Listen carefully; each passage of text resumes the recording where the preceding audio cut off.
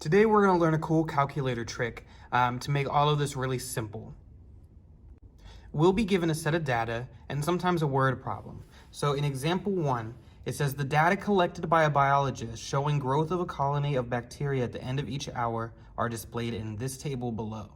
So we have our x values on the left and we have our y values on the right.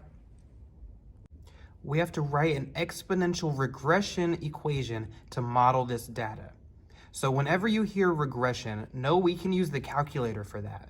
And we can use lists and spreadsheets, menu for 1A. And this one is asking us to round all values to the nearest thousandth. So that means we're gonna have a decimal. So it's okay if you get a decimal. So I have my calculator right here, and I'm gonna go ahead and I'm gonna start typing in these values into the A and B column. So I've typed out my A values, my X values, and I'm gonna go over. And I typed in all of the values, so 0, 1, 2, 3, 4, and 5. So what I'm gonna do now is I'm gonna go up to this box, the box right below C, and I do that because it's not gonna work if I keep this selected.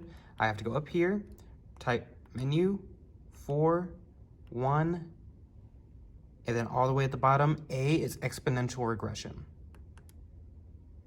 And then I'm gonna type in A because that's the column that I wrote my X values in, and I wrote my Y values in B. So now I'm able to just press enter twice. And you'll notice here it gives you an A value, and here it gives you a B value. That's gonna be what you need for your equation. So my A value is 215.983, and my B value is 1.652. So now I can write my equation. My equation is y equals 215.983 times 1.652 to the power of x. Let's move to the next problem. Assuming this trend continues, use your equation to estimate to the nearest tenth the number of bacteria in the colony at the end of 7 hours. So since it grows every 7 hours, I can keep my time, my x value, as hours. So all I'm gonna do is plug in 7 for x. And then I'm gonna plug that into the calculator. And then I'm gonna press enter, and I get 7,252.54.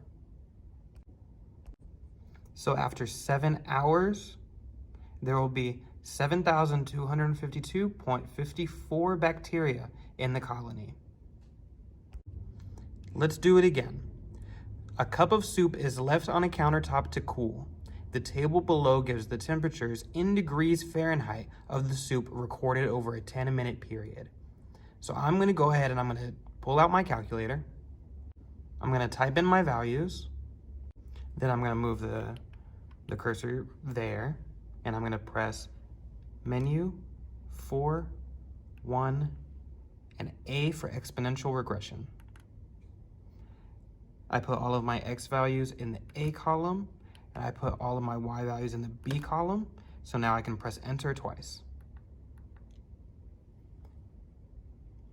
And I see A is gonna be 180.377, and B is gonna be 0.953. I'm cutting it off right there because it asked me to round it to the nearest thousandth. So my answer is 0.953. I put my calculator away for now because I can write my equation. I get y equals 180.377 times 0.953 to the power of x. Now, using this equation, we're gonna estimate to the nearest tenth, so now we're only gonna use 2 decimal places, the temperature of the soup after 13 minutes. So now we're gonna replace x with 13. So I'm gonna plug this equation into my calculator.